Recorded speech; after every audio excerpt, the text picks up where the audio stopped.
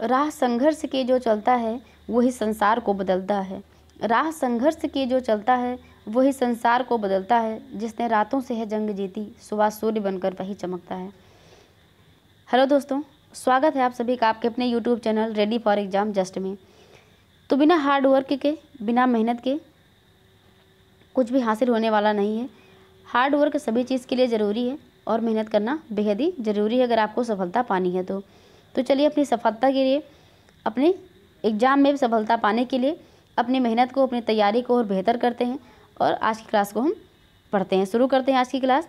देखिए, अभी जो रिवीजन सीरीज चल रही थी उसी में ये आगे की कड़ी है और ये है भौतिक विज्ञान यानी कि फिजिक्स में, विज्ञान की शाखा जो फिजिक्स है, इससे संबंधित कौन कौन से प्रश्न यूपी ट्रिपल एस सी ने अपनी पिछली परीक्षाओं में पूछे हुए हैं, उन्हीं का आज हम रिवीजन करेंगे। इस रिवीजन सीरीज़ में ऑलरेडी हमने जो है इंडियन ज्योग्राफी, वर्ल्ड ज्योग्राफी और हिस्ट्री के सारे section, ancient history, medieval history and modern history, इन तीनों का हमने कायदे से अच्छे से रिवीजन कर लिया हुआ है। तो आप लोग जाकर के प्लेलिस्ट में सारे क्लासेस को देख सकते हैं। अभी इसमें हम कंप्यूटर का सेक्शन बचा हुआ है और साइंस के बाकी जो 2 पार्ट बचे हैं, रसायन विज्ञान और जीव विज्ञान, और साइंस है, इकोनॉमिक्स है। तो 3-4 सेक्शन अभी इसमें बचे हुए हैं जिनका भी हमको रिवीजन करना है। तो चलिए आज की क्लास हम शुरू करते हैं बिना देरी किए हुए। शुरू करते हैं प्रश्नों को। भौतिक विज्ञान से संबंधित ये प्रश्न है। पहला जो प्रश्न पूछा गया है, टॉपिक इसमें लिखा है यूनिट, मेजरमेंट या मेजरिंग इंस्ट्रूमेंट। तो मात्रक, मापन या मापक यंत्र, इनसे संबंधित कौन कौन से प्रश्न बने हुए हैं। तो इसमें पहला प्रश्न पूछ रहा है कि निम्न में से कौन सी अदिश राशि है। तो प्रश्न पूछा जा रहा है अदिश राशि के बारे में। तो हम समझ लेते हैं कि क्या होती है अदिश राशि। तो 2 प्रकार की राशियाँ होती हैं, एक होती है अदिश राशि और दूसरी होती है सदिश राशि। अदिश राशि की अगर हम बात करें तो अदिश राशि में क्या होता है, इसमें दिशा और परिमाण। तो अदिश राशि में परिमाण तो दिया होता है लेकिन दिशा के बारे में बात नहीं होती है, दिशा नहीं होती है। तो ये होती है अदिश राशि। और अगर वहीं पे बात करें हम सदिश राशि की, तो इसमें दिशा भी होती है और परिमाण भी होता है। दिशा और परिमाण जब दोनों उपस्थित हो तो वहाँ पे होती है सदिश राशि, और सिर्फ परिमाण की बात करें तो वो होती है अदिश राशि। तो देख लेते हैं इसमें ऑप्शन क्या दिया गया है। ऑप्शन ए कार्य, दूसरा है इसमें वेग, सी ऑप्शन है बल और डी ऑप्शन है त्वरण। तो इसमें ऑप्शन ए सही हो जाएगा, कार्य। कार्य एक अदिश राशि है। इसके अलावा अगर हम देखें तो द्रव्यमान, दूरी, समय, चाल, दाब, शक्ति, आवेश, विद्युत धारा, ये सारी अदिश राशियाँ होती हैं। और वेग, त्वरण, बल, ये सब सदिश राशियाँ होती हैं। इनमें क्या है, इनमें परिमाण के साथ साथ दिशा भी दी हुई है। तो इसमें ऑप्शन ए सही हो जाएगा। अगला प्रश्न पूछ रहा है कि प्रतिबल की एसआई यूनिट क्या है। तो प्रतिबल यानी कि स्ट्रेस, तो इसकी एसआई यूनिट होती है पास्कल। तो इसमें ऑप्शन बी सही हो जाएगा। यहाँ पे एसआई यूनिट पूछा गया है सीजीएस ने, तो एसआई यूनिट क्या हो जाएगी, पास्कल। इसमें ऑप्शन बी सही हो जाएगा। इसका जो मात्रक होता है उसको हम बोलते हैं न्यूटन पर मीटर स्क्वायर, इसी को कहा जाता है पास्कल। तो अगर ऑप्शन में पास्कल दिया है तो पास्कल सही है, अगर न्यूटन पर मीटर स्क्वायर दिया तो ये भी सही होगा। आयतन का एसआई, आयतन की एसआई इकाई या फिर आयतन का एसआई मात्रक क्या है।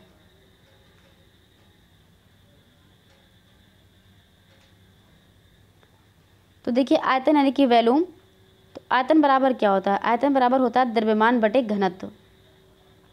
द्रव्यमान बटे घनत्व, ये इसका फॉर्मूला होता है, यानी कि m/d। तो v = होता है m/d, ये आयतन का फार्मूला होता है। तो इसमें पूछा है एसआई पद्धति में। तो एसआई पद्धति में इसका जो मात्रक होता है वो घन मीटर होता है। एसआई पद्धति में मात्रक घन मीटर होता है। और वहीं सीजीएस पद्धति की अगर हम बात करें तो इसका मात्रक हो जाता है घन सेंटीमीटर, घन सेंटीमीटर। तो यहाँ पे पूछा क्या है, यहाँ पे एसआई इकाई पूछा है, इसलिए ऑप्शन बी सही हो जाएगा, घन मीटर। अगर यहाँ पे सीजीएस पूछा होता तो इसमें ऑप्शन ए सही हो जाता, घन सेंटीमीटर। अगला प्रश्न, ऊर्जा की एसआई इकाई क्या है, यानी कि एनर्जी की एसआई यूनिट क्या होती है। तो ऊर्जा क्या है, यानी कि किसी वस्तु में जो कार्य करने की क्षमता होती है, कार्य करने की जो क्षमता होती है उसी को हम क्या बोलते हैं, ऊर्जा। कार्य करने की क्षमता को ही ऊर्जा कहा जाता है। और ऊर्जा क्या है, ऊर्जा एक अदिश राशि है। इसका एसआई मात्रक जूल होता है, इसमें ऑप्शन बी सही हो जाएगा। इसके अलावा भी वाट सेकेंड, वाट घंटा, किलोवाट घंटा, ये सारे ऊर्जा के ही अन्य मात्रक होते हैं। एसआई पद्धति में इसका मात्रक जूल होता है, लेकिन सीजीएस पद्धति में इसका मात्रक अर्ग होता है। तो दोनों याद रखना है, ये एसआई पद्धति में जूल और सीजीएस पद्धति में अर्ग होता है। मात्रकों में मूल मात्रक 7 होते हैं, महत्वपूर्ण होते हैं। जो राशियाँ होती हैं वो 7 प्रकार की राशियाँ होती हैं, यानी कि मूल राशियाँ होती हैं। देखिए समय की एसआई इकाई क्या होती है, यानी कि टाइम की, तो ये सेकंड होती है, इसमें ऑप्शन बी सही हो जाएगा। तो समय का एसआई मात्रक सेकंड होता है। जो मूल राशियाँ होती हैं, मूल राशियों की संख्या कितनी होती है, 7। तो मूल राशियाँ 7 होती हैं, जिसमें अगर बात करें लंबाई, तो लंबाई का मात्रक होता है मीटर, द्रव्यमान में किलोग्राम, ताप का केल्विन होता है, विद्युत धारा हम एम्पियर में मापते हैं, ज्योति तीव्रता कैंडेला होती है, और पदार्थ का परिमाण हम मोल में, और समय का सेकंड होता है। तो ये 7 मूल राशियाँ हैं जिनके मात्रक भी दिए हुए हैं, महत्वपूर्ण है, यहाँ से भी प्रश्न बनते हैं। अगला प्रश्न पूछा हुआ है कि चुंबकीय प्रेरण का एसआई मात्रक क्या होता है। तो चुंबकीय प्रेरण इसका एसआई मात्रक होता है टेस्ला, इसमें ऑप्शन बी सही हो जाएगा। अगला प्रश्न पूछा हुआ है किसी संगीत यंत्र की ध्वनि तीव्रता मापी जाती है, यानी कि संगीत यंत्र की ध्वनि तीव्रता हम किस में मापते हैं, इसका जो है मात्रक क्या होता है। तो इसका मात्रक होता है डेसिबल, यानी कि ध्वनि की तीव्रता को हम डेसिबल, इसमें ऑप्शन डी सही हो जाएगा, डेसिबल में मापते हैं। मोह किसका मात्रक होता है, मोह मात्रक होता है चालकता का, ये चालकता का मात्रक होता है। लक्स की अगर हम बात करें तो लक्स होता है प्रदीपन का मात्रक। और अगला ऑप्शन इसमें दिया हुआ है हेनरी, हेनरी जो होता है ये होता है स्वप्रेरण का मात्रक। तो इसमें सही हो जाएगा ऑप्शन डी, इसमें डेसिबल। अगला प्रश्न कह रहा है आवृत्ति मापने की इकाई का नाम क्या है। तो आवृत्ति मापने की इकाई का नाम इसमें हर्ट हो जाएगा, हर्ट्ज, ऑप्शन सी सही हो जाएगा। आवृत्ति क्या होती है, माध्यम का कंपन करता हुआ कोई भी कण, जो मीडियम दिया होता है माध्यम का, जो कोई भी कंपन करता हुआ कोई भी कण 1 सेकंड में जितना कंपन करता है उसे हम बोलते हैं उसकी आवृत्ति। तो n बराबर होता है 1/t, इसका मात्रक क्या होता है, हर्ट्ज होता है।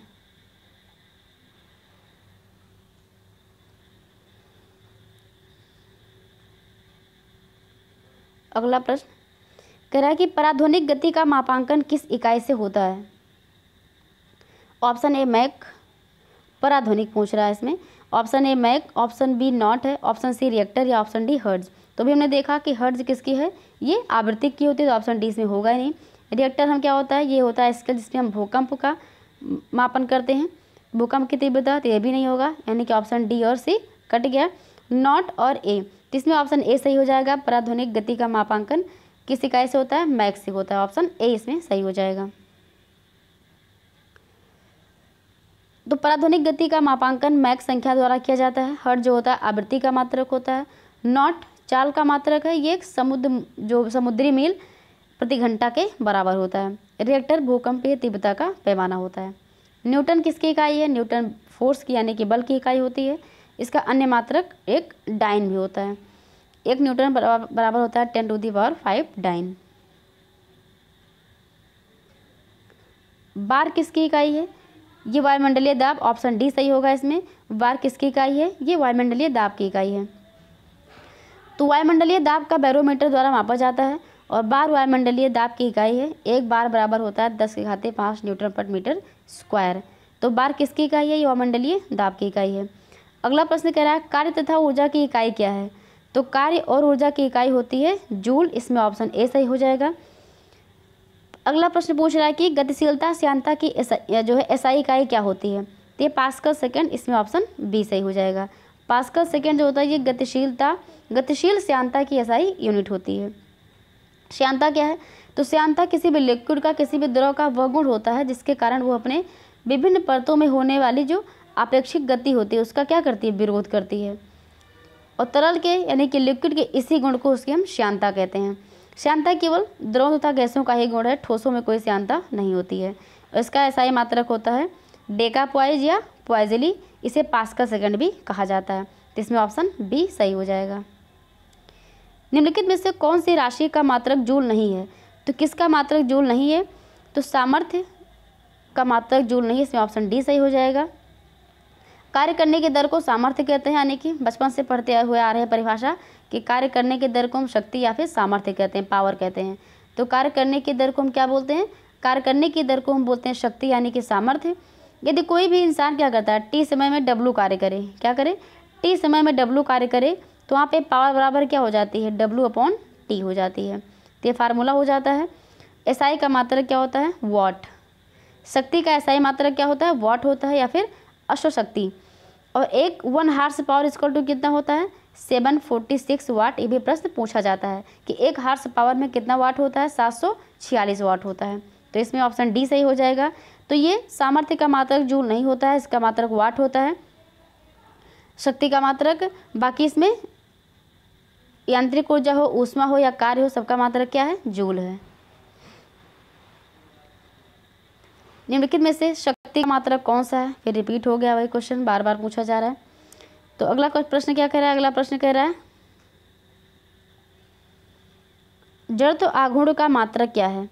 देखिए जड़त्व आघूर्ण, इसमें न्यूटन सेकेंड, मीटर पर सेकेंड, किलोग्राम मीटर क्यूब और किलोग्राम पर मीटर स्क्वायर दिया हुआ है। इसका मात्रक किलोग्राम मीटर स्क्वायर होता है, किलोग्राम मीटर स्क्वायर। इसमें कोई ऑप्शन नहीं दिया गया, इसलिए इसमें कोई ऑप्शन नहीं होगा। यहाँ पे अपॉन लग गया है, तो इसमें ऑप्शन इसमें कोई भी सही नहीं। इसका जो आंसर होता है किलोग्राम मीटर स्क्वायर होता है। पास्कल किसकी इकाई है, क्वेश्चन रिपीट हो रहा है। पास्कल दाब की इकाई है, ऑप्शन बी इसमें सही हो जाएगा। पास्कल का नियम, यानी कि ब्लेस पास्कल ने दाब का पास्कल नियम दिया था, इन्हीं के नाम पर ये पास्कल पड़ गया था। ये फ्रांसीसी वैज्ञानिक थे। बिजली के करंट का एसआई यूनिट क्या है, तो बिजली के करंट का एसआई यूनिट एम्पियर होता है, ऑप्शन डी सही हो जाएगा। वाट किसकी, ये वाट किसकी इकाई है, तो ये शक्ति की है। वोल्ट ये विद्युत विभव हो, विभवांतर हो या विद्युत वाहक बल हो। कैंडेला ये दीप्त तीव्रता की है और एम्पियर बिजली के करंट की है। दबाव का एसआई यूनिट क्या है, तो दबाव का एसआई यूनिट पास्कल होता है। क्वेश्चन 3-4 बार बस लैंग्वेज शब्दों का हेरफेर इसमें किया गया है। तो किसी सतह के एकांक क्षेत्रफल पर जो बल लगाया जाता है उसी को हम क्या बोलते हैं, दबाव। जो यहाँ पे फोर्स डालते हैं उसी को हम बोलते हैं दबाव। यानी कि दबाव बराबर पी बराबर होता क्या है, दाब बराबर होता है जो पृष्ठ के लंबवत ये बल लग रहा है और ये जो एरिया है, तो लंबवत बल अपॉन एरिया होता है। और इसी का एसआई जो मात्रक होता है वो न्यूटन पर मीटर स्क्वायर होता है। इसे ही पास्कल कहा जाता है। और ये कैसी राशि है कि ये अदिश राशि है। माप इकाइयों की सीजीएस प्रणाली की निम्नलिखित में से क्या परिभाषा है, तो सीजीएस का फुल फॉर्म बताना है। तो इसमें कोलाम्ब गॉस स्टेरियन होगा या सेल्सियस ग्रेड सेकेंड होगा या सेंटीलीटर गैलन सीमेंस होगा या सेंटीमीटर ग्राम सेकेंड होगा। तो इसमें ऑप्शन डी सही हो जाएगा, सेंटीमीटर ग्राम और सेकेंड।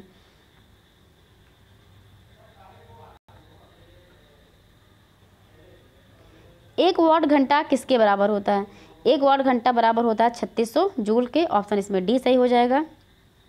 तो एक वाट घंटा यानी कि 1 वाट इंटू 1 घंटा, तो 1 वाट इंटू 3600 सेकेंड, वही 3600 जूल हो जाता है। 1 वोल्ट कितने के बराबर होता है, 1 वोल्ट 1 जूल प्रति कूलाम्ब के बराबर होता है। इसका विद्युत विभव का ये विद्युत विभव क्या है, ये मात्रक है। दूध की घनता मापने के लिए कौन सा उपकरण प्रयुक्त किया जाता है, तो दूध को हम मापते हैं लैक्टोमीटर से। इसमें ऑप्शन ए सही हो जाएगा। बाकी हम देख लेते हैं किसके लिए है। तो देखिए लैक्टोमीटर से हम दूध की शुद्धता मापते हैं। हाइड्रोमीटर ये द्रवों की अपेक्षित घनत्व मापने वाला यंत्र होता है। बैरोमीटर ये वायुमंडलीय दाब मापने वाला यंत्र होता है। और हाइग्रोमीटर ये क्या करता है, ये ह्यूमिडिटी को यानी कि आर्द्रता को मापता है। हाइग्रोमीटर ह्यूमिडिटी और हाइड्रोमीटर जो होता है ये डेंसिटी को मापता है, दोनों में अंतर है। रेडियोधर्मिता नापी जाती है, तो रेडियोधर्मिता की इकाई क्या है, ये इसकी इकाई होती है गिगर मूलर काउंटर। इसमें ऑप्शन ए सही हो जाएगा। आर्द्रता किससे मापते हैं क्वेश्चन, ये हाइग्रोमीटर से। हाइड्रोमीटर से डेंसिटी मापते थे, तो इसमें ऑप्शन सी सही हो जाएगा। तो हाइग्रोमीटर इससे वायुमंडल में जो भी वो ह्यूमिडिटी होती है वो मापते हैं। हाइड्रोमीटर से हम डेंसिटी, बैरोमीटर ये वायुदाब मापता है और थर्मामीटर ये टेम्परेचर को डिग्री सेल्सियस में मापता है। अगला प्रश्न कह रहा है कि सागर की गहराई को मापने के लिए कौन सा उपकरण इस्तेमाल किया जाता है, तो सागर की गहराई को मापने के लिए हम यूज करते हैं फेदोमीटर का। इसमें ऑप्शन ए सही हो जाएगा। बाकी बैरोमीटर हम देख ही चुके हैं। यूडोमीटर की बात करें तो इससे हम गैस की मात्रा मापते हैं, ये गैस की मात्रा के लिए यूज किया जाता है यूडियोमीटर। बैरोमीटर द्वारा हम वायुमंडलीय दाब मापते हैं। और पेरिस्कोप जो होता है एक लाइव वीडियो स्ट्रीमिंग होता है, ये LVS जो होता है एप्लीकेशन है। ये पेरिस्कोप क्या LVS होता है, एप्लीकेशन है, ये लाइव वीडियो स्ट्रीमिंग के लिए होता है। Terminal Doppler weather radar TDWR किसके लिए या किस लिए प्रयुक्त ये किया जाता है, तो ये किया जाता है प्रयुक्त किसके लिए, मौसम की भविष्यवाणी के लिए या खराब मौसम में हवाई जहाज़ों को उतारने के लिए, भूकंप का मापांकन करने के लिए और गहरे समुद्र में मार्गदर्शन करने के लिए। तो अगर आपको 2-3 आते हैं तो आप इसमें से एलिमिनेट भी कर सकते हैं कि जैसे ये नहीं हो सकता है ना, और ये नहीं हो सकता, तो बाकी आप जो है ऐसे एलिमिनेट करके आंसर निकाल सकते हैं। तो इसमें ऑप्शन बी सही हो जाएगा। खराब मौसम में हवाई जहाज़ों को उतारने के लिए हम टर्मिनल डॉपलर वेदर रेडार का यूज़ किया जाता है। निम्नलिखित में से किस यंत्र का उपयोग अवशोषित या विकसित ऊष्मा यानी हीट को मापने के लिए किया जाता है? ये किया जाता है कैलोरीमीटर। इसमें ऑप्शन सी सही हो जाएगा। अगला प्रश्न पूछा हुआ है मैकेनिक्स यानी कि यांत्रिकी से। प्रश्न कह रहा है कि निम्नलिखित में से कौन सी भौतिक राशि अन्य से भिन्न है? अन्य से भिन्न है इसमें, तो इसमें ऑप्शन सी सही हो जाएगा। बल बाकी सबसे भिन्न है। कार्य, गतिज ऊर्जा और स्थितिज ऊर्जा। अब भिन्न किस एंगल से है, यानी कि कौन सी इसमें अदिश राशि है और कौन सी सदिश राशि है ना। तो इसमें ये पूछ रहा है, तो कार्य, गतिज ऊर्जा और स्थितिज ऊर्जा ये क्या है? ये सारी अदिश राशियाँ। तो ए बी डी एक समान है क्योंकि ये तीनों क्या हैं? ये अदिश राशियाँ हैं, लेकिन बल एक सदिश राशि है, इसलिए इन सबसे ये भिन्न है। इसमें ऑप्शन सी सही हो जाएगा। अगला प्रश्न कह रहा है कि ढालू सड़क पर पत्थर लुढ़काना ऊर्ध्व ऊपर की ओर उठाने से अधिक आसान होता है, क्यों? तो यानी किसी चीज़ को लुढ़काना ऊपर उठाने से ज़्यादा आसान है, ऐसा क्यों है? तो पत्थर को लुढ़काने में किया गया कार्य इसे उठाने की अपेक्षा कम होता है। दोनों में किया गया कार्य समान होता है, किंतु लुढ़काने में कार्य करने की दर कम होती है। पत्थर को लुढ़काने में किया गया कार्य उसे उठाने की अपेक्षा अधिक सरल होता है, और पत्थर को उठाने में किया गया कार्य उसे लुढ़काने के समान होता है। तो इसमें ऑप्शन ए सही हो जाएगा।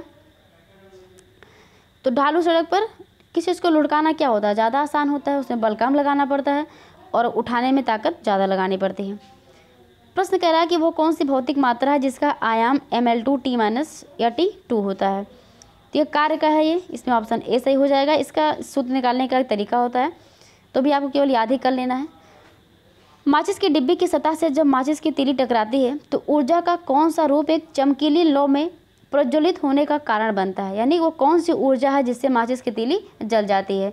क्या वो स्थितिज ऊर्जा है, गतिज ऊर्जा है, रासायनिक ऊर्जा है या फिर वायु ऊर्जा है? तो देखिए वो एक रासायनिक ऊर्जा, इसमें ऑप्शन सी सही हो जाएगा। रासायनिक ऊर्जा भी क्या है? एक प्रकार की ये ऊर्जा होती है, एक प्रकार की एनर्जी है। ये ऊर्जा का यह रूप पदार्थों के मध्य रासायनिक रूप से संचित रहता है, और ये पदार्थ के अणुओं के मध्य परमाणु की स्थिति के कारण तथा विभिन्न छोटे कणों की आपसी स्थिति के कारण उत्पन्न होती है। यानी कि माचिस की डिब्बी की सतह से जब माचिस की तीली टकराती है तो रासायनिक ऊर्जा का रूप एक चमकीली लौ में जल जाता है, प्रज्वलित हो जाता है। अगला प्रश्न कह रहा है नदी का बहता हुआ जल किस प्रकार का ऊर्जा संवहन करता है? तो जो नदी है, अगर इसमें जो पानी बह रहा है, कह रहा है कि ये किस प्रकार का ऊर्जा संवहन करता है? तो पानी बह रहा है यानी कि गतिज ऊर्जा, इसमें ऑप्शन डी सही हो जाएगा। तो किसी वस्तु की गति के कारण जो कार्य करने की क्षमता आ जाती है उसे हम क्या बोलते हैं? उसे हम गतिज ऊर्जा कहते हैं। प्रश्न कह रहा है एक गतिशील बस में अचानक ब्रेक लगाने से सवारी आगे की ओर झुक जाती है, यह किस नियम का पालन करता है? तो न्यूटन का यहाँ पे नियम आ गया है। तो जब कोई इंसान क्या हो, बस में बैठा हो और अचानक से ड्राइवर ने क्या कर दिया, ब्रेक लगा दिया, तो सवारी क्या होती है, आगे की ओर झुक जाती है। तो ये किस नियम के अंतर्गत आता है? तो न्यूटन का ये प्रथम नियम है। क्या कहता है न्यूटन का प्रथम नियम? तो न्यूटन के प्रथम नियम के अनुसार क्या होता है कि इसमें कोई भी वस्तु, कोई भी चीज़ क्या है, वो अपनी प्रारंभिक अवस्था बनाए रखती है, यानी कि वो स्थिर रहती है। अगर स्थिर है तो स्थिर रहेगी, मूव कर रही है तो मूव करेगी। कब तक? जब तक उस पर कोई बाह्य बल नहीं लगाया जाता है। तो इसी हिसाब से क्या होता है, जब गाड़ी चलती हुई अचानक से रुक जाती है तो यात्री आगे की ओर झुक जाते हैं, और इसे हम लॉ ऑफ इनर्शिया भी कहते हैं। लॉ ऑफ इनर्शिया का मतलब होता है जड़त्व का नियम। तो इसमें ऑप्शन सी सही हो जाएगा, न्यूटन के प्रथम नियम के हिसाब से होता है। न्यूटन के तीनों नियम से उदाहरण स्वरूप से पूछे जाते हैं, एग्जाम्पल दिया होता है और प्रश्न पूछते हैं कि ये कौन से नियम के अंतर्गत आता है। जेट इंजन किस घटना के आधार पर काम करता है? तो जेट इंजन काम करता है रैखिक संवेग का संरक्षण, इसमें ऑप्शन बी सही हो जाएगा। इसका आविष्कार किया था फ्रैंक वेटल ने 1937 में। विसर्पी घर्षण क्या होता है? तो सीमित घर्षण से थोड़ा कम, उसको हम बोलते हैं विसर्पी घर्षण, ऑप्शन इसमें बी सही हो जाएगा। घर्षण के संबंध में निम्नलिखित में से कौन सा विकल्प सही है? तो घर्षण गति का विरोध करता है, यह ऑप्शन इसमें ए सही हो जाएगा। घर्षण का मतलब होता है जब दो चीज़ें आपस में रगड़ खा रही हैं तो क्या होता है, जैसे मान लो ये रब कर रहे हैं आपस में, तो क्या होगा, ये गति का विरोध करती है, इसमें ऑप्शन ए सही हो जाएगा। तो घर्षण वो गुण होता है जिसके कारण दो विषम वस्तुओं के मध्य में प्रतिरोधी बल उत्पन्न होता है, उसे हम बोलते हैं घर्षण, और ये एक दूसरे के सापेक्ष खिसकने का विरोध करती है। एक साधारण लोलक की समय सीमा डैश पर निर्भर करती है। तो जो लोलक होता है उसकी समय सीमा किस पर निर्भर करती है? तो उसकी समय सीमा लोलक की लंबाई पर निर्भर करती है। इसमें ऑप्शन ए सही हो जाएगा। गति जो कुछ समय के बाद खुद को दोहराती है उसे क्या कहते हैं? तो उसे हम आवधिक कहते हैं। इसमें ऑप्शन बी सही हो जाएगा। यानी कि वो गति जिसमें कोई वस्तु या पिंड क्या करता है, एक निश्चित समय अंतराल में और एक निश्चित पथ पर, एक निश्चित रास्ते पर खुद की गति को दोहराता है, उसको हम बोलते हैं आवधिक। यानी कि इसी को हम बोलते हैं आवर्त गति। क्या कहा जाता है इसको? आवर्त गति कहा जाता है। तो इसमें ऑप्शन बी सही हो जाएगा।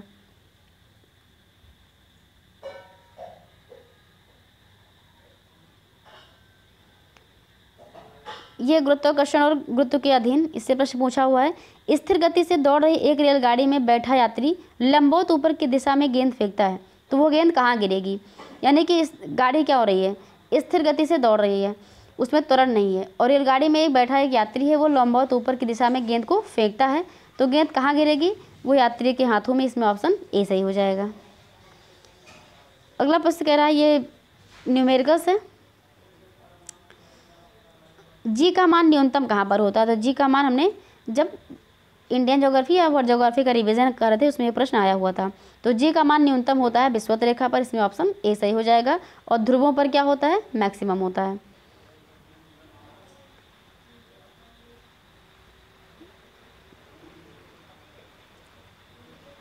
जल स्थानांतरण के सिद्धांत की खोज का उसका प्रतिपादन इनमें से किसने किया था?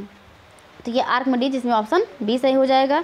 आर्किमिडीज का सिद्धांत क्या कहता है? इसमें कहता है जब कोई वस्तु पानी में, अगर ये पानी है, इसमें कोई वस्तु डुबोई जाती है, अगर ये समझने के लिए हम बात करते हैं, अगर 5 किलो की है तो उसके वेट में वो कमी आ जाएगी जितना भाग उसमें डूबा हुआ रहता है। यानी कि जब कोई वस्तु किसी द्रव में पूरी या आंशिक रूप से डुबोई जाएगी तो उसके भार में कुछ कमी प्रतीत होती है। भार में आभासी कमी वस्तु द्वारा हटाए गए द्रव के भार के बराबर होती है। तो वो वस्तु जितना पानी में डूबी हुई है उसके द्वारा जितने भार का पानी हटाया जाता है उतना ही भार उस वस्तु में एक आभासी कमी महसूस होती है। ये होता है आर्किमिडीज का सिद्धांत। ऑप्शन इसमें बी सही हो जाएगा।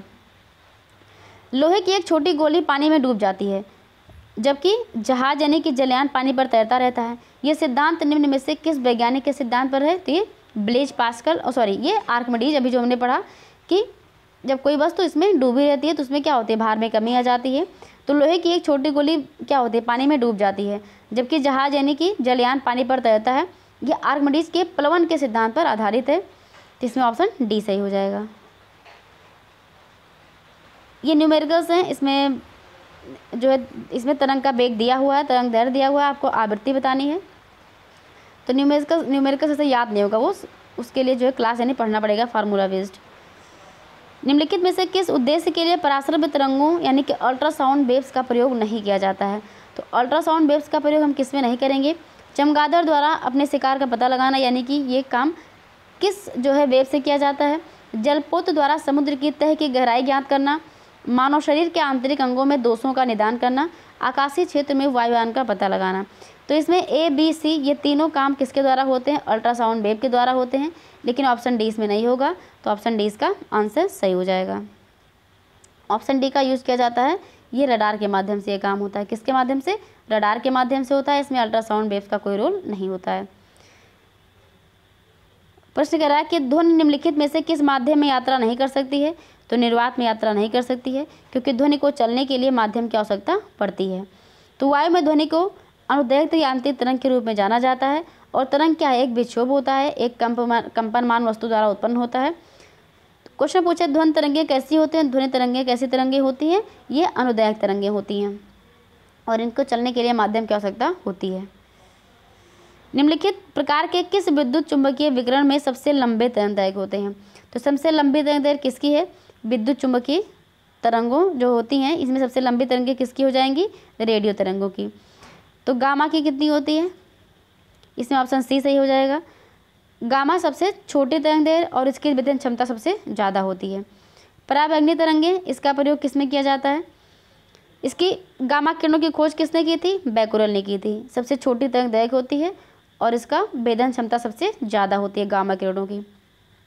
पराबैंगनी किरणों की खोज की गई थी रिटर के द्वारा। इसका जो पराबैंगनी किरणों का प्रयोग किया जाता है, इसका प्रयोग किया जाता है अदृश्य लिखाई, अंगुली के निशानों का पता लगाने और खाद्य वस्तुओं के संरक्षण में होता है। तो यह भी प्रश्न पूछा जाता है। औरक्त किरणों की खोज की थी हर्शल ने। रोगियों की शिकायत था रिमोट कंट्रोल में होता है इसका प्रयोग। रेडियो तरंगों, इसमें लघु और दीर्घ होती हैं।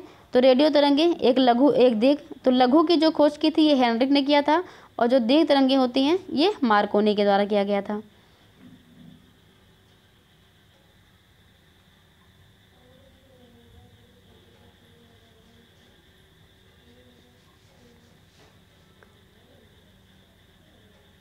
अगला प्रश्न, निम्नलिखित में से कौन सा पदार्थ एक ध्वनिक यानी कि सोनोरस पदार्थ है? लकड़ी, पानी, रबर या लोहा? तो इसमें ऑप्शन डी सही हो जाएगा, लोहा। लोहा क्या है? एक ध्वनिक पदार्थ है। सोनोरस मेटल है ये, ऑप्शन इसमें डी सही हो जाएगा। समान प्रावस्था में कंपायमान माध्यम के किन्हीं दो सबसे निकटतम कणों के बीच की दूरी क्या होती है? ये जैसे ये है तो इसको हम क्या बोलते हैं? इसको हम बोलते हैं वेवलेंथ। ये क्या? ये वेवलेंथ है, इसी को हम बोलते हैं तरंगदैर्घ्य। इसमें ऑप्शन ए सही हो जाएगा। किसका तरंगदैर्घ्य सबसे अधिक होता है? तो नारंगी रंगों का तरंगदैर्घ्य सबसे अधिक होगा। इसमें ऑप्शन डी सही हो जाएगा। सूर्य के प्रकाश में बैंगनी रंग जिसका तरंगदैर्घ्य सबसे कम होता है? तो वायलेट का यानी जो बैंगनी रंग होता है इसका तरंगदैर्घ्य सबसे कम होती है और प्रकीर्णन सबसे कम होता है, का प्रक्रिया सबसे अधिक होता है। और लाल रंग जो रेड होता है, लाल रंग, इसका तरंगदैर्घ्य यानी कि वेवलेंथ सबसे ज़्यादा होती है और प्रकीर्णन सबसे कम होता है। इसके बाद नारंगी का तरंगदैर्घ्य सबसे अधिक होता है। तो सबसे अधिक जो तरंगदैर्घ्य होती है वो लाल रंग की होती है। इसमें लाल रंग ऑप्शन में नहीं है, इसलिए ऑप्शन इसमें डी से होगा। दूसरे नंबर पर नारंगी का होता है। तो सबसे ज़्यादा तरंगदैर्घ्य लाल रंग की होती है, फिर नारंगी, फिर पीला, हरा, नीला, जामुनी और बैगनी। ये जो बिबग्योर होता है इसी में से पूछा हुआ प्रश्न है ये। रेडियो तरंग का वेग कितना होता है? इसका वेग होता है 3 × 10⁸ मीटर पर सेकेंड। इसमें ऑप्शन ए सही हो जाएगा। एफएम का प्रसारण बैंड किसके बीच में होता है? तो VHF के यानी कि वेरी हाई फ्रीक्वेंसी। इसमें ऑप्शन बी सही हो जाएगा। निम्नलिखित में से किसमें से ध्वनि की गति सबसे तेज होती है? तो ध्वनि निर्वात में बिल्कुल चलती ही नहीं है, क्योंकि इसको चलने के लिए मीडियम की आवश्यकता होती है, माध्यम की। सबसे तेज किसमें होती है? लोहे में। इसमें ऑप्शन बी सही हो जाएगा। और अभी ये उत्तराखंड PCS में भी प्रश्न पूछा गया था।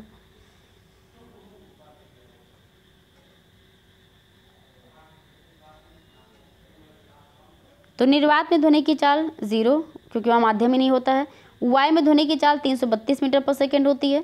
जल में ध्वनि की चाल 1493 मीटर पर सेकेंड। लोहे में ध्वनि की चाल 5130 मीटर पर सेकेंड होती है। कितने माप से अधिक ध्वनि को शोर का नाम दिया जाता है? यानी कि जहाँ पे शोर यानी कि बहुत तेज़ ध्वनि किसको? तो ये 80 डेसिबल से अधिक जब ध्वनि होती है उसको हम शोर का नाम देते हैं, कोलाहल या शोर बोलते हैं। तो ये प्रश्न पूछा हुआ था PCS में, इसमें से ये। तो ये यहाँ से प्रश्न पूछा जाता है कि अगर साधारण बातचीत हो रही है तो वहाँ पे तीव्रता कितनी होती है? 30 से 40 डेसिबल होती है। जोर से बातचीत करने पर 50 से 60 होती है। ट्रक या ट्रैक्टर की जो आवाज़ होती है वह 90 से 100 होती है। सायरन की 110 से 120 होती है। जेट विमान की 140 से 150 होती है। मशीन गन की 170 होती है। मिसाइल की 180 होती है। जब जो ध्वनि का स्तर वो 80 डेसिबल से अधिक हो जाता है तो उसको हम शोर का नाम देते हैं। इसमें ऑप्शन 80 डेसिबल सही हो जाएगा। सुपरसोनिक स्पीड मापने की यूनिट क्या है? तो सुपरसोनिक, ऑप्शन देखिए एक प्रश्न रिपीट हुआ है, मैक। इसमें ऑप्शन ए सही हो जाएगा। अगला प्रश्न, अच्छा ये नीचे है। निम्नलिखित में से किस आवृत्ति की ध्वनि मनुष्य द्वारा श्रव्य है? तो मनुष्य कहाँ से कहाँ तक की आवृत्ति को सुन सकता है? तो 20 हर्ट्ज से लेकर के 20,000 हर्ट्ज तक इंसान क्या करता है? इस ध्वनि को सुन सकता है। तो कहाँ से कहाँ तक? तो इसमें ऑप्शन सी सही हो जाएगा। अब इसमें 20 से कम है 5 तो ये नहीं होगा।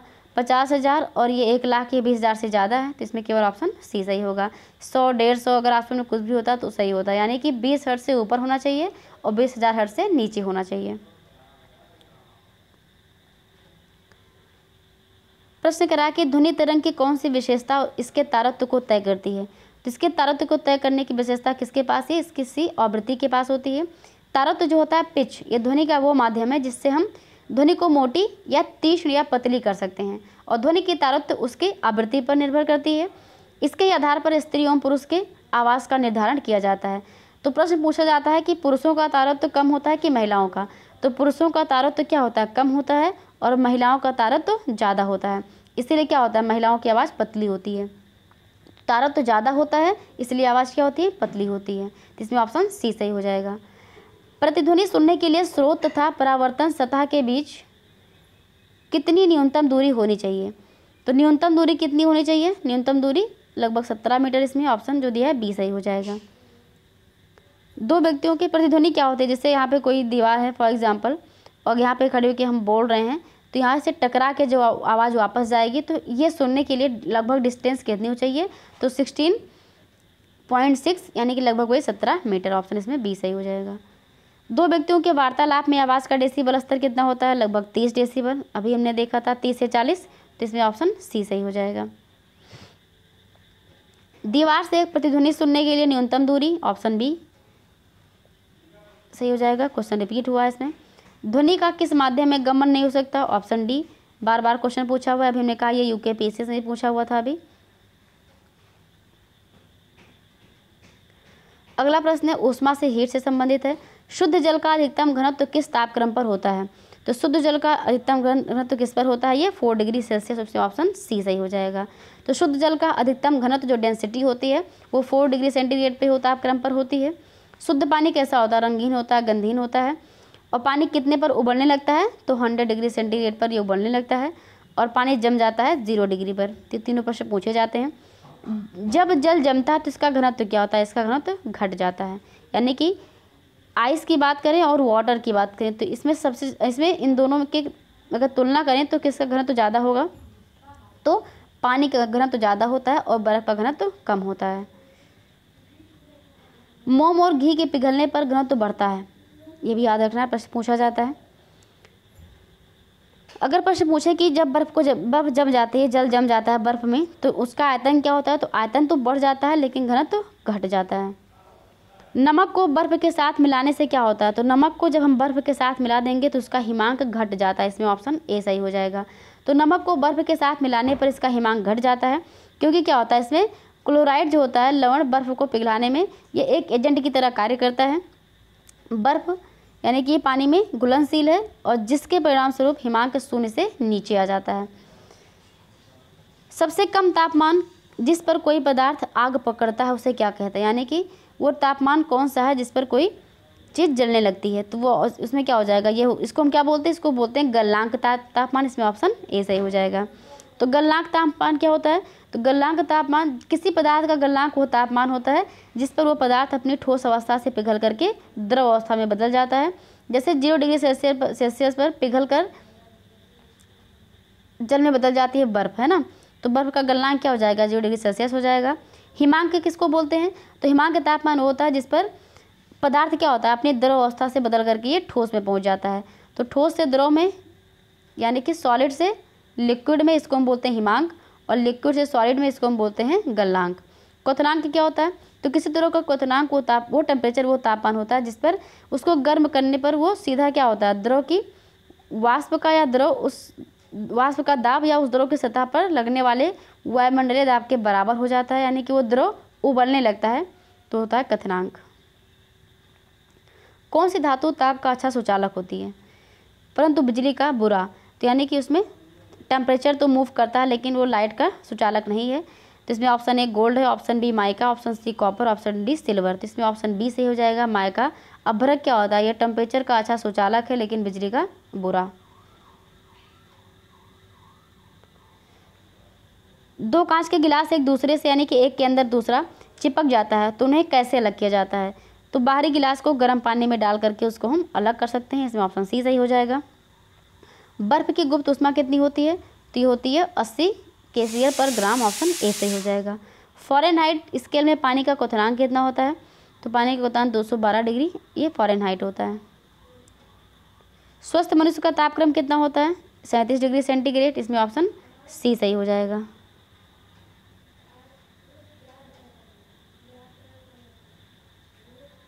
स्वस्थ मनुष्य का तापक्रम कितना होता है? ये 37, ऑप्शन सी। अब प्रश्न पूछा हुआ है लाइट से, प्रकाश से। प्रश्न कह रहा है निकट दृष्टि वाले लोगों द्वारा प्रयुक्त लेंस क्या होता है? यानी कि वो व्यक्ति जिसको निकट दृष्टि दोष है, तो निकट दृष्टि दोष में क्या परेशानी होती है और इसके लिए कौन से लेंस का प्रयोग किया जाता है? तो सबसे पहली बात, ये निकट दृष्टि दोष जिसको हुआ होता है वो व्यक्ति क्या करता है, नज़दीक की वस्तु तो देख लेता है, नाम तो है निकट दृष्टि दोष, निकट सब उल्टा होता है। तो अगर निकट दृष्टि दोष लिखा है इसका मतलब उसको निकट का दिखाई देता है, पास का दिखाई देता है, लेकिन दूर का नहीं दिखाई देता है, इसमें दूर का नहीं दिखाई देता है। इसके लिए हम प्रयोग करते हैं अवतल लेंस का। तो जब निकट दृष्टि दोष होता है यानी इसको जब पास की वस्तुएं दिखाई देती हैं लेकिन दूर की वस्तुएं दिखाई नहीं देती हैं तो उसको बोलते हैं निकट दृष्टि दोष, और इसमें हम प्रयोग करते हैं अवतल लेंस का। तो इसमें ऑप्शन बी सही हो जाएगा। इसमें होता क्या है, तो जब निकट दृष्टि दोष हो जाता है तो जो आँख के लेंस की मोटाई बढ़ जाती है और फोकस दूरी क्या होती है, घट जाती है। तो जब मोटाई बढ़ जाएगी फोकस दूरी कम हो जाएगी तो इससे लेंस की क्षमता बढ़ जाती है। और इसका अपोजिट होता है दूर दृष्टि दोष, यानी कि अपोजिट इन द सेंस कि दूर दृष्टि दोष में क्या होता है, दूर की वस्तुएं दिखाई देती हैं, पास की नहीं दिखाई देती हैं, और इसके लिए हम प्रयोग करते हैं किसका, उत्तल लेंस का। तो निकट में अवतल, निकट में किसका प्रयोग किया जाता है, अवतल का। अब निकट में अवतल और दूर दृष्टि में उत्तल का प्रयोग किया जाएगा। अगर इसमें कोई कन्फ्यूजन है, मतलब याद करने में दिक्कत होती है, हाँ निकट में होगा किसमें, तो निकट आओ, जैसे अगर बोले निकट आओ तो यहाँ से याद कर सकते हैं निकट आओ मतलब पास आना, निकट आना, तो निकट आओ तो ये अवतल हो जाएगा, आओ से अवतल हो जाएगा।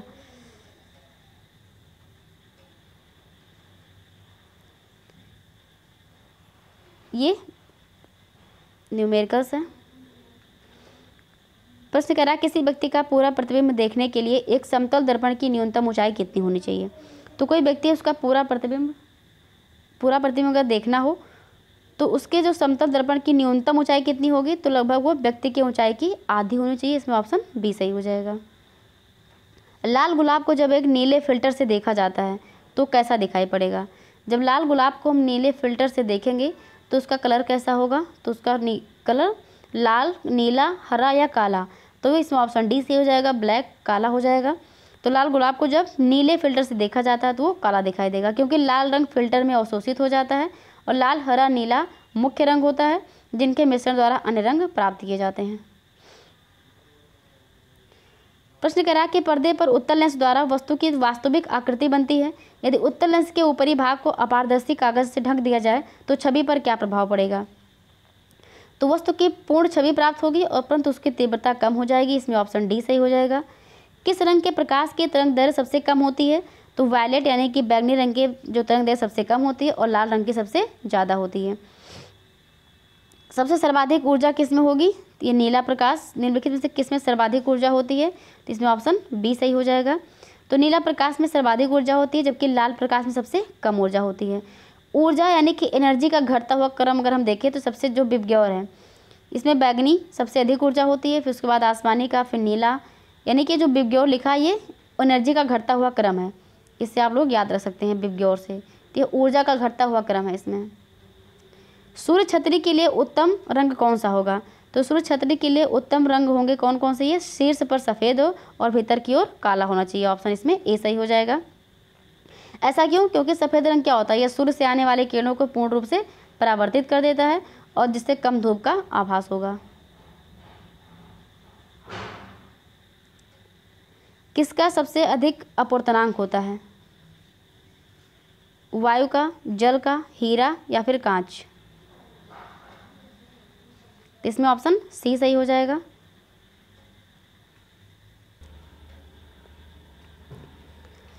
तो 82 में ऑप्शन सही हो जाएगा, इसमें ऑप्शन सी हीरा हो जाएगा। अगला प्रश्न क्या है,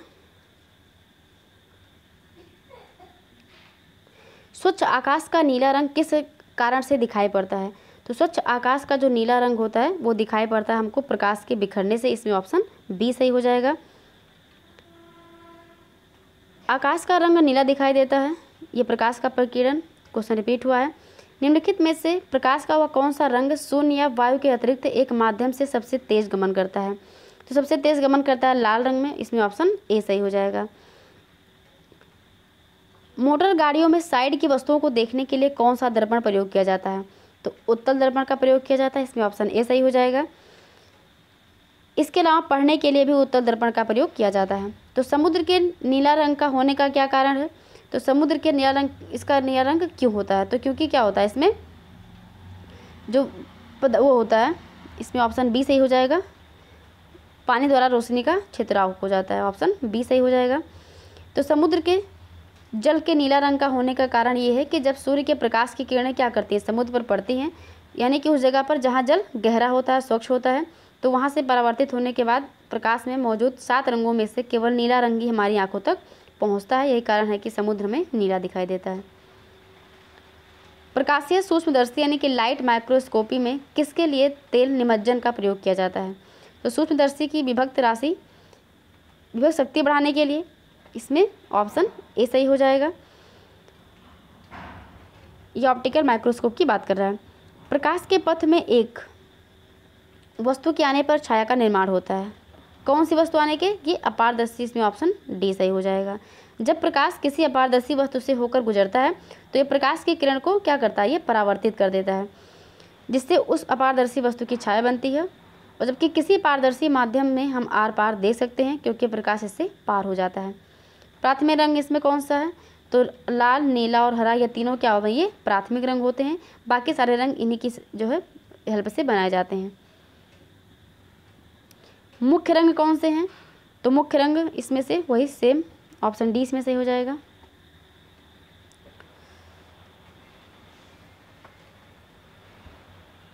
अगला प्रश्न क्या कह रहा है? डायनामो ऊर्जा परिवर्तित करता है। तो जो डायनामो है इसके द्वारा कौन सी ऊर्जा किस में परिवर्तित की जाती है? तो ऑप्शन है वैद्युत को यांत्रिक में, चुंबकीय को वैद्युत में, यांत्रिक को वैद्युत में, या इनमें से कोई नहीं। तो डायनामो क्या करता है? ये यांत्रिक ऊर्जा को वैद्युत ऊर्जा में परिवर्तित करता है। इसमें ऑप्शन सी सही हो जाएगा।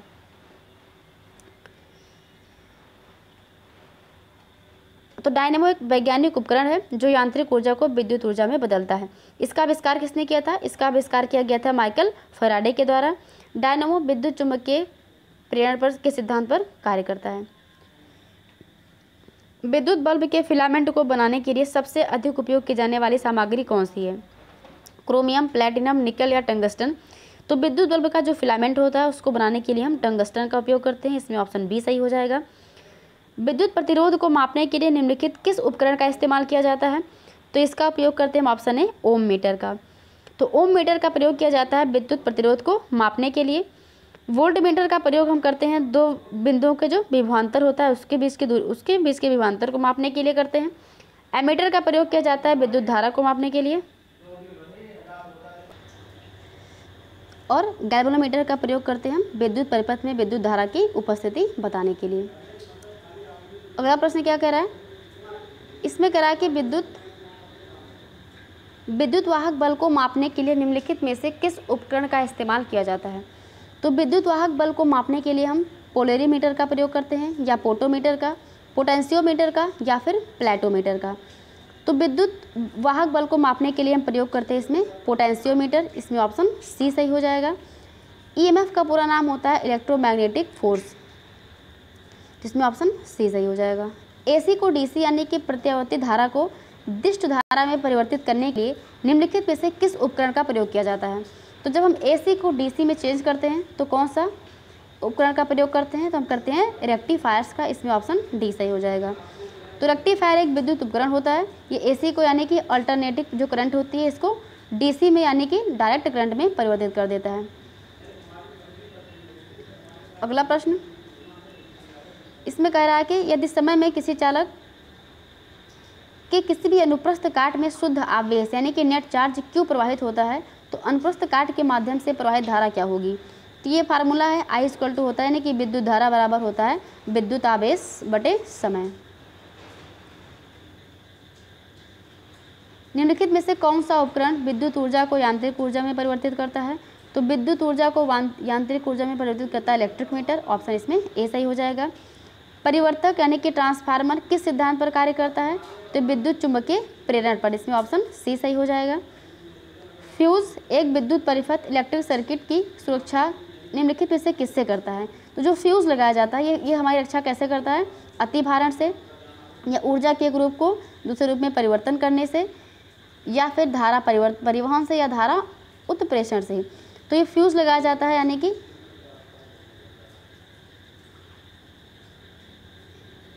ये रहा तो फ्यूज का जो प्रयोग किया जाता है, ये प्रयोग किया जाता है अति भारण से, यानी कि जब उसमें क्या होता है, भार बढ़ जाता है तो लाइन अपने आप कट हो जाती है।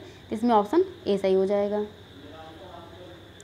अगला प्रश्न क्या पूछ रहा है, सर्किट में विद्युत की उपस्थिति का पता लगाने के लिए निम्नलिखित में से किस उपकरण का उपयोग किया जाता है।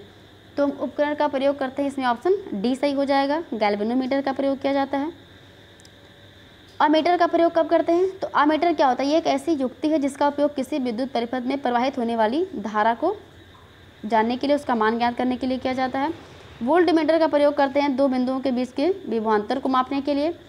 रियोस्टैट का ये क्या है, ये चर प्रतिरोधक होता है, इसका उपयोग हम करते हैं विद्युत परिपथ में धारा को नियंत्रित करने के लिए। और गैल्वेनोमीटर का यूज़ किया जाता है किसी विद्युत परिपथ में विद्युत धारा की उपस्थिति का पता लगाने के लिए। निम्न में से कौन सी युक्ति विभिन्न उपकरणों को श्रेणी क्रम में जोड़ने का काम करती है, तो संयोजक तार, इसमें ऑप्शन बी सही हो जाएगा। निम्नलिखित कौन सा पदार्थ बिजली का कुचालक है परंतु ताप का सुचालक है, तो ये ऑप्शन डी, ये प्रश्न आ चुका है, अब ब्रक सही हो जाएगा। बिजली के फिलामेंट यानी बल्ब का फिलामेंट ये क्या होता है, टंगस्टन का बना होता है, ऑप्शन सी सही हो जाएगा इसमें। चालक के माध्यम से प्रवाहित एक धारा होती है, ये विभवांतर के प्रत्यक्षता आनुपातिक, इसमें ऑप्शन ए सही हो जाएगा। आवेशित की गई एक वस्तु द्वारा किसी अन्य आवेशित की गई वस्तु अथवा आवेशित ना की गई वस्तु पर लगाए गए बल को हम क्या कहते हैं। चुंबकीय बल होता है, वो विद्युत स्थैतिक बल होता है, या फिर गुरुत्वाकर्षण बल या यांत्रिक बल। तो इसमें क्वेश्चन नंबर 107, इसमें ऑप्शन बी सही हो जाएगा, विद्युत स्थैतिक बल। तो क्या होता है विद्युत स्थैतिक बल, तो दो बिंदुओं के जो आवेश होते हैं उनके बीच में जो बल लगाया जाता है, स्थैतिक बल का मान क्या होता है, उन दोनों आवेशों के गुणनफल के समानुपाती होता है। प्रत्यावर्ती धारा यानी एसी को डीसी में किसके द्वारा परिवर्तित करें हैं, तो प्रश्न आ चुका है, ये दृष्टिकारी रेक्टिफायर के द्वारा किया जाता है। हिंदी इंग्लिश दोनों याद रखना, अगर रेक्टिफायर पढ़ा है दृष्टिकारी नहीं पढ़ा है तो याद ही नहीं रहेगा, तो रेक्टिफायर दिया हो या फिर दृष्टिकारी दिया हो।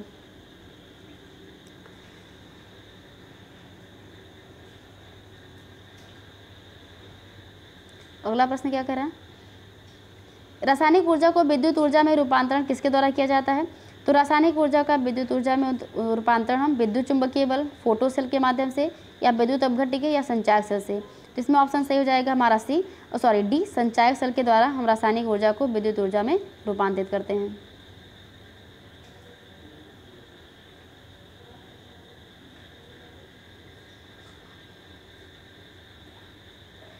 यांत्रिक ऊर्जा को वैद्युत ऊर्जा में रूपांतरित करने के लिए किस चीज़ का प्रयोग किया जाता है। तो यांत्रिक ऊर्जा को जब वैद्युत ऊर्जा में रूपांतरित करना हो तो हम डायनेमो का यूज़ करते हैं, इसमें ऑप्शन ए सही हो जाएगा। यांत्रिक ऊर्जा को वैद्युत ऊर्जा में रूपांतरित करने के लिए डायनेमो का प्रयोग किया जाता है।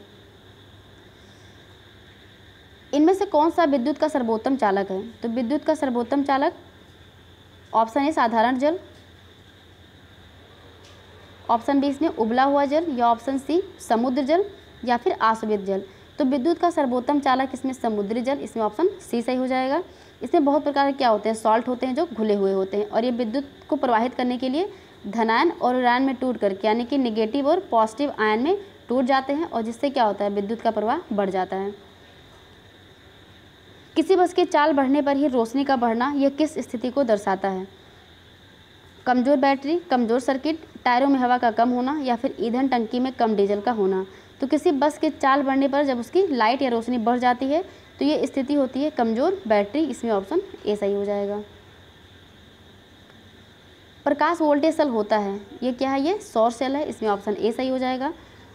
एक निष्क्रिय दो टर्मिनल का विद्युत घटक जो सर्किट यानी परिपथ तत्व के रूप में विद्युत प्रतिरोध लागू करता है, ये प्रतिरोधक कहलाता है, ऑप्शन ए इसमें सही हो जाएगा।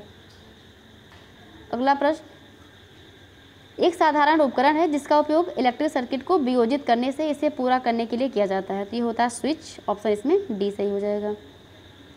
पावर स्ट्रिप क्या होती है, तो पावर स्ट्रिप यह एक ऐसा विद्युत उपकरण होता है जिसका उपयोग आउटलेट की क्षमता को विस्तारित करने के लिए किया जाता है, जो उपकरणों को समायोजित करता है, तो ऑप्शन इसमें ए सही हो जाएगा।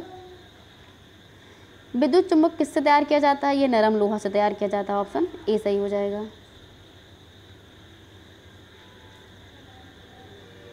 बस एक दो पेज और बचे हैं, क्लास लंबी हो रही है थोड़ा सा। इलेक्ट्रॉनिक संचार प्रणाली की तीन बुनियादी इकाइयाँ कौन सी हैं, ट्रांसमिशन, चैनल और रिसीवर हो जाएगा इसमें।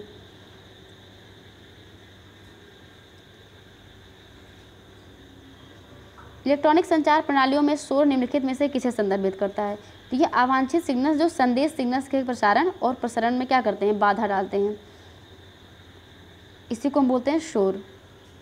अल्बर्ट आइंस्टीन को किसके लिए नोबेल पुरस्कार से सम्मानित किया गया था? तो इनको फोटो इलेक्ट्रिक प्रभाव के नियम के लिए 1905 में आइंस्टीन ने क्या किया था, क्वांटम सिद्धांत को आधार मान करके प्रकाश विद्युत प्रभाव की व्याख्या की थी और इसी के लिए इनको क्या मिला था, नोबेल पुरस्कार दिया गया था 1921 ईस्वी में। निम्नलिखित में से किस वैज्ञानिक ने आपेक्षिकता सिद्धांत रिलेटिविटी थ्योरी को प्रस्तुत किया था? तो अल्बर्ट आइंस्टीन का ये ऑप्शन डी। अगला प्रश्न कह रहा है कि न्यूक्लियर बम बनाने के लिए निम्न में से किसका उपयोग किया जाता है? तो न्यूक्लियर बम बनाने के लिए हम यूरेनियम का प्रयोग करते हैं, इसमें ऑप्शन बी सही हो जाएगा। क्रॉम्पटन प्रभाव निम्नलिखित में से किसमें होता है? ये एक्स किरणों में होता है, ऑप्शन सी इसमें सही हो जाएगा। तो क्रॉम्पटन ने बताया था कि इलेक्ट्रॉनों द्वारा प्रकीर्णन होने पर एक्स किरणों की आवृत्ति बदल जाती है और इसके लिए इनको 1928 में नोबेल पुरस्कार भी दिया गया था। भारत में प्रथम न्यूक्लियर रिएक्टर कौन सा था? ये अप्सरा, ऑप्शन सी सही हो जाएगा। तो भारत और एशिया का प्रथम न्यूक्लियर रिएक्टर है, सिर्फ भारत का नहीं बल्कि पूरे एशिया का ये पहला न्यूक्लियर रिएक्टर था अप्सरा। ये 4 अगस्त 1956 को बनाया गया था।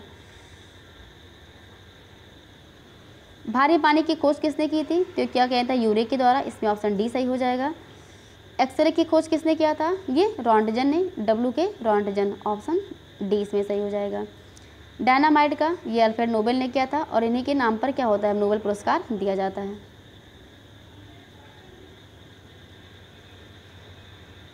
अल्फ्रेड नोबेल ने किसका आविष्कार किया था? डायनामाइट का किया था। डायनामो की खोज किसने की थी? माइकल फैराडे ने किया था।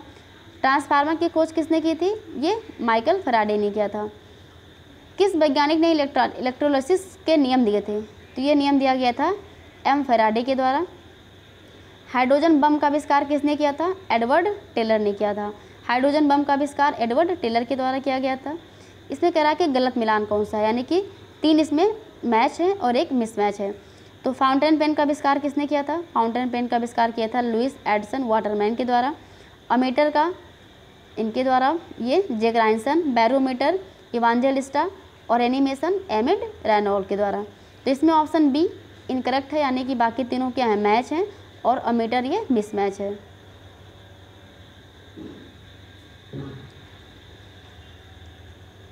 तो बैरोमीटर का आविष्कार किया गया था ये टॉरिसेली के द्वारा। एनिमेशन का आविष्कार किया था रेनॉल्ड ने। संयुक्त सूक्ष्मदर्शी यानी कि माइक्रोस्कोप का आविष्कार किया गया था ये जॉनसन के द्वारा। टेलीविजन ये जे.एल. बेयर्ड संबंधित है। ग्रामोफोन का आविष्कार Thomas Alva Edison. Telephone Graham Bell. Michael Faraday transformer का।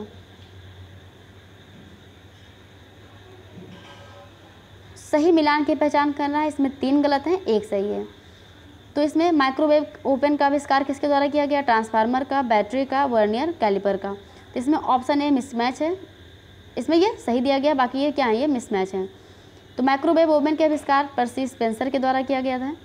ट्रांसफार्मर का आविष्कार किया गया माइकल फैराडे के द्वारा। बैटरी का आविष्कार वोल्टा के द्वारा। Vernier caliper Pierre Vernier. Dynamo का Michael Faraday. Diesel engine Rudolf Diesel के द्वारा।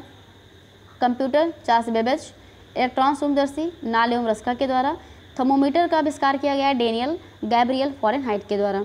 रिवॉल्वर का सैमुअल कोल्ट के द्वारा और थर्मस फ्लास्क का डेवार के द्वारा।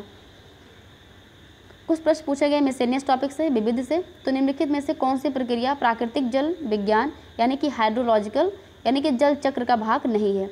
तो जो पूरी वाटर यानी कि जो जल चक्र की प्रक्रिया है, पानी का संघनन, वाष्पोत्सर्जन, प्रेसिपिटेशन, इसमें कौन सा भाग नहीं है? तो वाष्पीकरण होता है, वर्षण होता है, वाष्पोत्सर्जन भी होता है, लेकिन विसरण ये जल चक्र की प्रक्रिया का उसका भाग नहीं है। तो इसमें ऑप्शन बी सही हो जाएगा।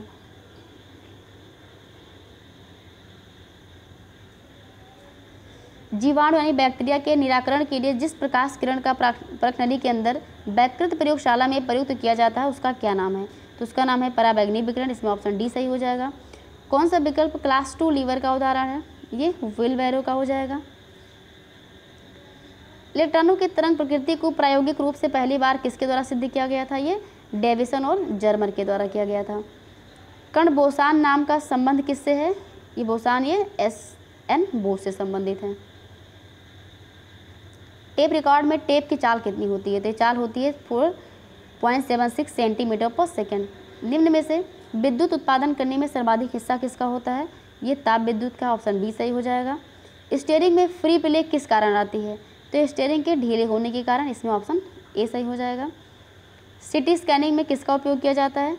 तो इसमें एक्सरे का उपयोग किया जाता है, ऑप्शन बी सही हो जाएगा। नींबू निचोड़ने की मशीन, ये एक द्वितीय श्रेणी की मशीन है।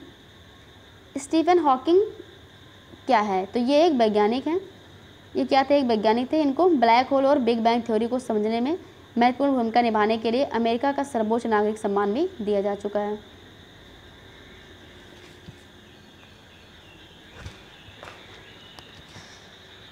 तो ये भौतिक विज्ञान से संबंधित जितने प्रश्न पूछे गए हैं UPSSC के द्वारा, उन सभी का हमने रिवीजन कर लिया है। तो आप लोग क्लास को देखते रहिए, वीडियो को शेयर कीजिए, लाइक कीजिए, चैनल को सब्सक्राइब कीजिए। आज की क्लास में इतना ही, धन्यवाद।